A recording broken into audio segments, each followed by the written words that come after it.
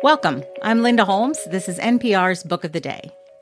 It can be hard to know how much faithfulness to the literal truth a writer owes to historical figures from hundreds of years ago. Dutch Golden Age painter Maria van Oosterwijck and her assistant, Gerta Pieters, were both real women in 17th century Amsterdam, and they really lived together for a long time, Gerta having started out as Maria's maid. The new historical novel, I Am You, by Victoria Redel, fictionalizes their story, exploring both their personal relationship and the way they worked together.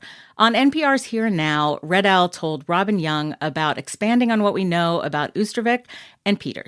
She says that to her, it was believable that the two were lovers, and that perhaps Gerta even took over some of the painting as Maria's health declined. This message comes from Bonterra. Your nonprofit's mission is big, but your team is small. With fundraising software from Bonterra's Network for Good, you can focus on changing lives. Big impact, less stress. Learn more at bonterratech.com/NFG. This message comes from Progressive Insurance. Progressive makes it easy to see if you could save when you bundle your home and auto policies. Try it at progressive.com. Progressive Casualty Insurance Company and Affiliates. Potential savings will vary. Not available in all states. Want to hear a great story? It's about 17th century Dutch artist Maria van Oosterwijck. Okay, stay with me. As a young girl, Maria would sketch the family servant Peter, but soon discovered Peter was actually a girl named Gerta. Her family disguised her so she could work. Then in the 1660s, Maria took Gerta, 7 years younger, from Delft to Amsterdam as her own maid, as she set off on a seemingly impossible quest to join the ranks of Dutch artists of her day, Rembrandt, Vermeer. Maria did achieve worldwide fame, but she was a woman, and she was never allowed to join their all-male guild. That is all true. But did Maria and Gerta become lovers? It's true that Gerta, the servant, miraculously became a famous painter herself. But did she actually paint for Maria, first guiding her trembling hand as Maria succumbed to tremors, then doing the paintings herself, signing Maria's name? Did she say to Maria, I am you? That's the title of a new, highly fictionalized and gorgeously descriptive novel about Maria van Oosterwijck and the real-life Gerta Pieters Vinches. Author Victoria Redel is here. Victoria, congratulations. And I didn't just love this book because Sarah Jessica Parker told me to. Well, thank you for that, Robin. Yeah. And you write in an author's note right at the outset that it was a line in the great book from Russell Shorto, Amsterdam, that launched this wild ride you've written. What was that line? Where did it take you? I was heading to Amsterdam, and there was a line that said something kind of along the lines of little is known of the painter Maria van Oosterwijck.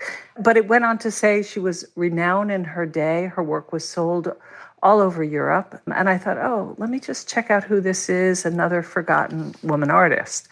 And I stumbled upon the other piece of information that I found even more intriguing, which was that she had a servant who became her paint preparer, and then an assistant in her workshop, and then began to establish herself as a painter in her own right. And I thought that life, whatever happened between those two women, neither married, which was truly unusual for a woman painter in that time period. They lived together.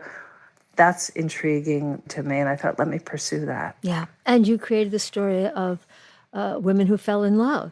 Well, I didn't know that they were going to go there from the beginning. It's one of the pleasures in writing that you set characters in motion, and their intimacy, which develops between them in complicated ways because there's a huge power dynamic, brings them closer and closer into what eventually also becomes a complex, envy-producing, rivalrous, devoted love. Yeah. Well, someone who's read this book might say, how could they not fall in love? Because what a sensual, earthy world you bring us into, not just the love between the women. We'll get to that, but this is the Dutch Golden Age. As Gerta, she's our narrator, says, everything wonderful came through our port. They lived in Delft when they were young, and Gerta watches as Maria, in a shaft of sunlight, rolls an egg, breaks it, pulls the runny yolk like taffy, Beautiful, says Maria, and sensual, I thought. Then a teenage Maria sketches Gerta, or Peter, as she's known then, blood dripping as she kills a rabbit for dinner while singing to it. Talk about this every single page, tangible world. Well, everything. Paint. You weren't going into a paint store and buying a tube of Winsor Newton. Paint was made by the painter. And the more I started understanding the Dutch Golden Age, the more I understood how richly physical a world it was. There's the slaughtering of animals. There was the raising of animals. There was the care that you took in making butter every day. Yeah. Do you have your book there with you? I do. Oh, let's go to page 36. Okay. Because it is that exactly what you're talking about, paint. And, Gerta goes out and buys all the elements that are needed, takes it very seriously. And here, Gerta is mixing the paints, mortar and pestle, poppy seeds and honey. Do you mind reading that paragraph? To love color is to love decay. The deep black of burnt willow, the soft black of gall ink when in spring the wasp punctures nuts to lay her precious eggs, and the oak tries to heal itself over its wounds. To love red is to love the husk of bugs, bone of animal, bone of insect, of tree, bone of men, dirt and soot, blood and piss, burnt earth, grind, great pulverized mull. The painter's palette is a ruthless art.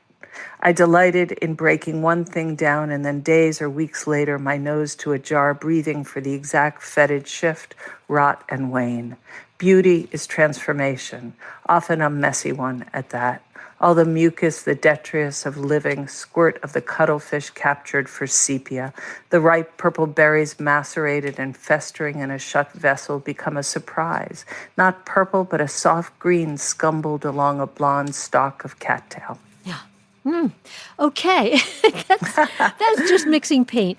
Talk about what women of the time did with the paint, because Maria wasn't the only famous female artist. Rachel Ruysch is being shown right now at the Boston's Museum of Fine Arts.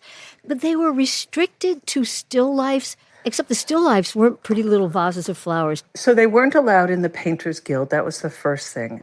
They made these still lives of flowers and also large tables, and they were called vanitas.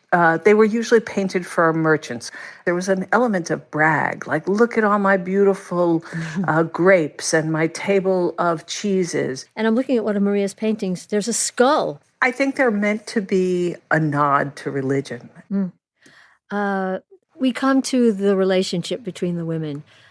Peter goes from Peter to Gerta to painter in her own right. And in your telling, Maria's lover, the language there is breathtaking, breath on neck. And you also say that Gerta, when Maria was failing, would actually do her paintings for her. Did you hesitate at all? Well, I'm going to read you how the Amsterdam Museum, it's kind of funny. It kind of makes you laugh. The Amsterdam Museum, they say it's not known if Gerta painted any of Maria's work. And then some modern discussions have speculated about the nature of their relationship, but historical records confirm that Van Oosterwijck remained single and was primarily devoted to her career, as if that's mutually exclusive, right? So did you hesitate at all to fill in that void? Okay. I didn't hesitate. I thought it was really, it seemed to me plausible that they were lovers. Yeah. And I went there. Well, you did. And I'm wondering, you had to research the Dutch Golden Age.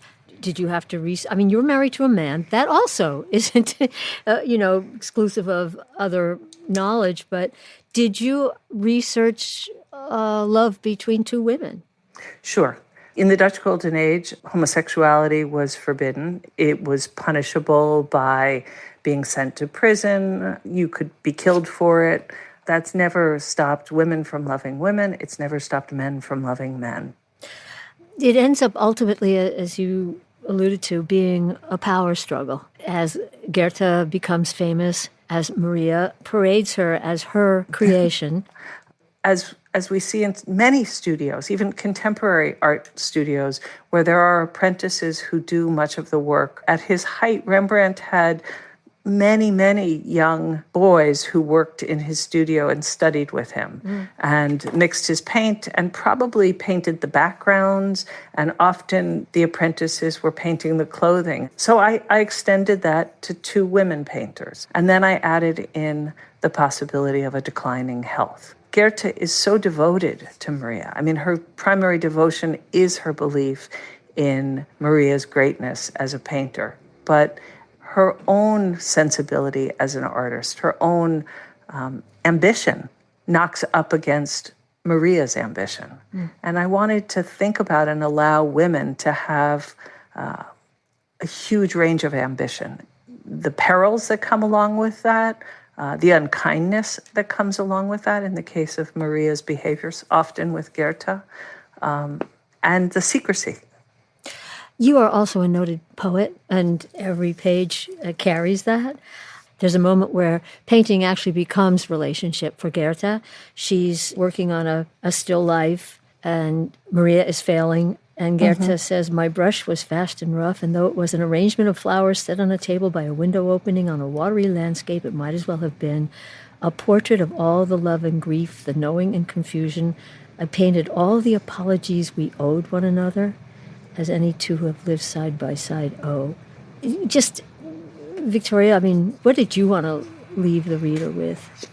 The hope that these 2 women, who are not always easy women, are given the same kind of opportunity and aliveness that we afford to ruthless male painters, but also that they're given the complications in their relationships of any 2 people who have a long life together. Yeah. You're shining a light on them. Yep. For the first time, the Rijksmuseum, it has a painting of her by another painter, but for the first time in Amsterdam, there's a painting by Maria van Oosterwijck. And that seems wonderful and important and worth celebrating. Well, no kidding. Victoria Redel, her new book is I Am You, a fictionalized story of the real-life painters Maria van Oosterwijck and Gerta Pieters Vinches. Thank you so much. Thank you so much, Robin.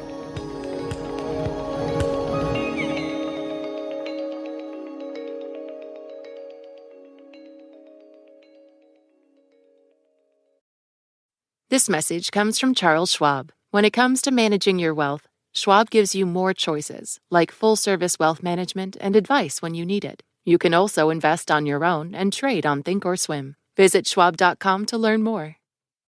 This comes from NPR sponsor Sierra. How businesses connect with customers defines their brand. Sierra is the platform for building better, more human customer experiences with AI. No stock answers, no hold music, just real solutions fast. Visit Sierra.ai to learn more. This message comes from KeyBank. Growing a successful business has never been easy. That's why KeyBank offers curated strategies to help your business grow today and into the future. Reimagine business as usual. KeyBank opens doors. More at key.com/B2B.